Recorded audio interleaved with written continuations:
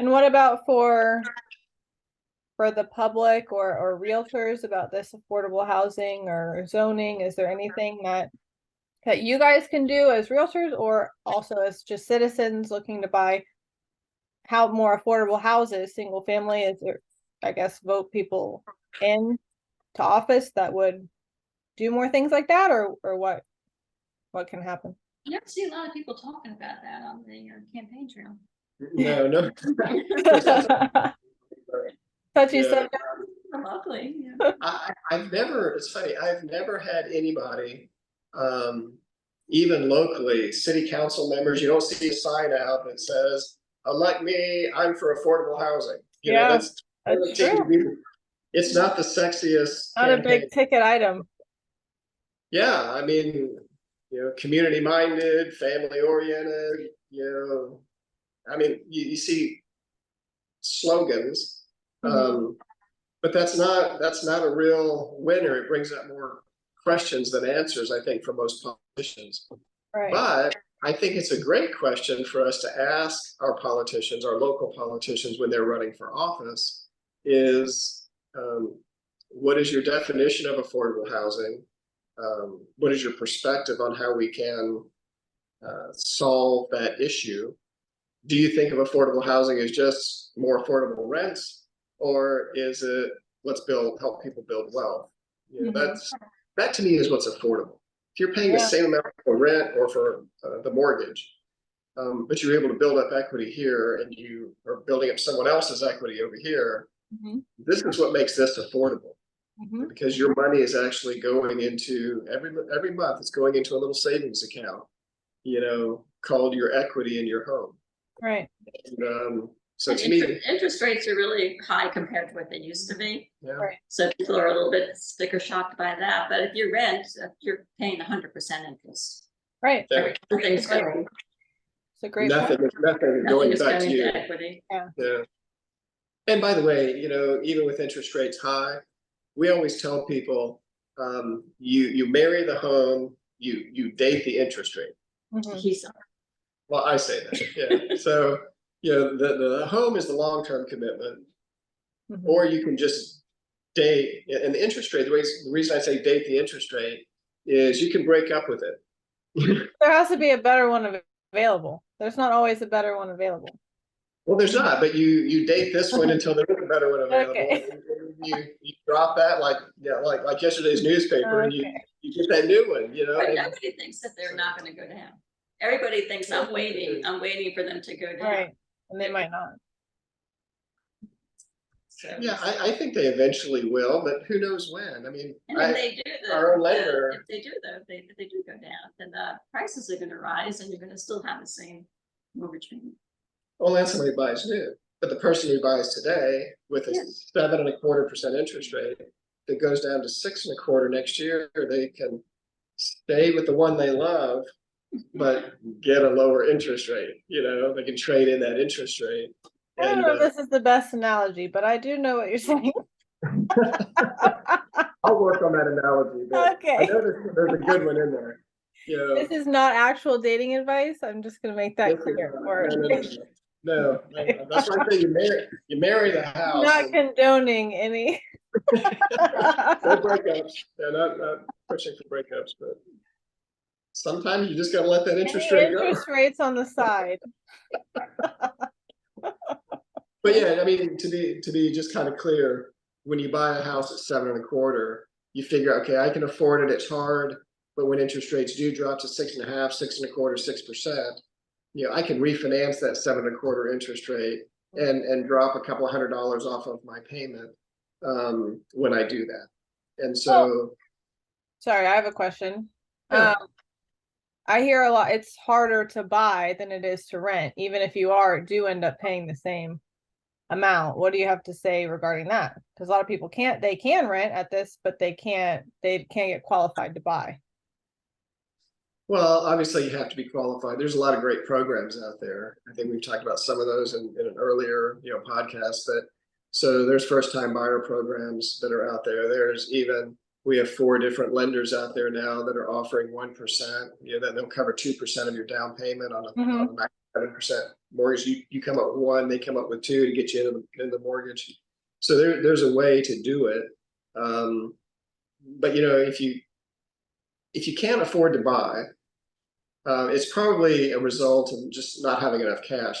I just read something recently, on Inman, I think, or Housing Wire, that 47% of people in the last year, first-time buyers, borrow their down payment from a family member, which is around.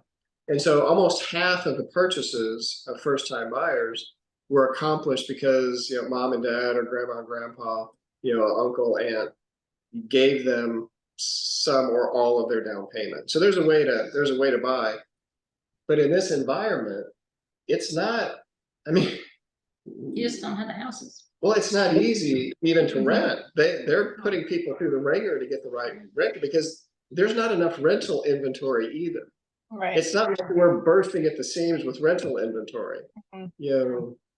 Right now there's about 10 buyers for every house that comes available. Well, they got to live somewhere, so they're going into the rental market, whether it be apartments or people renting their single family homes or renting their townhomes that they purchased with a 2% interest rate.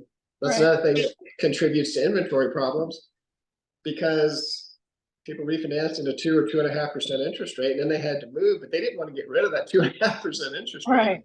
So they're just renting it. And I don't blame them, because they're cash flow positive. They have such a low payment at that interest rate, and the rents have gone up so much that they're making $500, $1,000, $1,500 a month, on that property because of the interest rate. So, but they're getting scrutinized. Even renters are getting scrutinized like crazy, because it is a landlord market, just like it's a seller's market. Yeah, I've seen people not be able to get it because she did 3 times the rent for. Never heard of that before. Yeah, 3 times. We're gonna rent this for $2,000, and you have to have $6,000 in the bank before we're even gonna consider you. Well, probably you have to make $6,000 a month. Right. Yeah. Not even just in the bank, right? It's every month you have to have that as your income. Right. Yeah. Yeah. So it's not easy to even rent a home. It's a little easier. Trust me, they're not asking for, your 5th grade report card like sometimes the mortgage broker Absolutely. does. Well, that was my point, that it is a little bit easier to rent rather than buy. A lot of times you can't get qualified because there is more fees. There are more fees, like the down payment and Closing costs and inspection and your tax and insurance up front and putting money into escrow accounts. And yes, it's definitely more expensive to buy.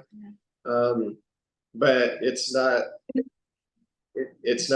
as easy as it used to be, where you just walked in and said, I'd like to rent that apartment. And they said, okay, when do you want to move in? We might have something for you in 3 months in this complex, I think, might. Right. So yeah, I got a text from an old friend of mine, looking for something for their daughter. He said, do you know of a home for rent in Kennesaw Ackworth area for $1,600?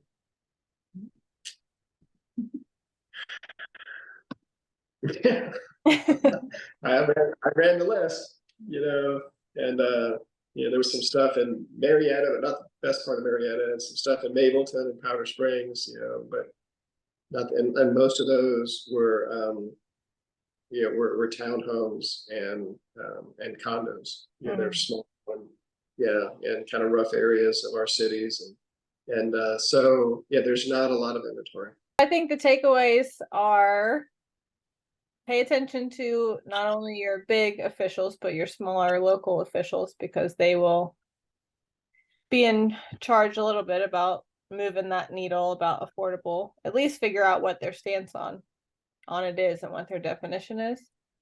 And ask your family members. The worst they can say is no if they don't have the money or they don't want to give it to you for a down payment, if you can.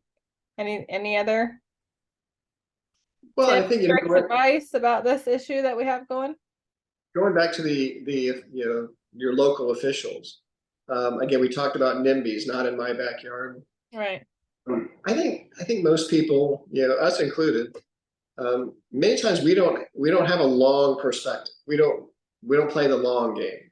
Right. And we think, I don't want something in my backyard now that's gonna cause a lot of traffic or that might diminish my value. Because my house is worth 600,000, and if you put $300,000 around the corner, $300,000 homes, half my size around the corner, then my values are gonna go down, which they won't. They're not considered comparable. And so you're not gonna have an appraiser who looks at your house when you sell it and looks at this house, And what's the quarter difference? mile away, that's half the size and a totally different Yeah. demographic, and say they're comparable. They're not gonna, it's not gonna drive you down.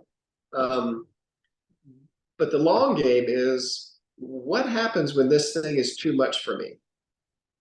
What happens when the house I'm living in, what's gonna be available for me to, sell this, come over here and buy something that is the right size? I call it right-sized housing. It doesn't mean tiny homes, it just means right size. What's going to be available for me, to be able to buy? I'm not ready to go into assisted living. I don't need any of that. I just want something small and easy to take care of and has a sense of community. And if we don't build it, baby boomers and, and Gen Xers, millennials, they're not going to have anything to go into either. Right. So think about the long game, not just the next 5 years. If you're 35 or 40 or 45 years old, what's happening 15 years down the road? What's going to be available for me then? Right. And I think we need to be building it now. Okay. So, Well, that is great. Thanks for taking the time to talk to me about this. It's a very important issue, and I hope we can see some change going forward. I hope so too. Yeah. And thanks for all you do. We appreciate you. Absolutely. And at Relocal, what is it we always say? Get your home. We'll get you home. I'll get you home, and I'll put their contact information in the description. Not So our you home can address. contact, not your home address. No, your Yeah. phone number. Is that okay? Your phone numbers. That's good. So We you always can have contact. Yeah, if Yeah. you're buying or selling in the area. But Yeah. well, I appreciate it. I'll talk to you guys next week. Thanks, Abby. Bye.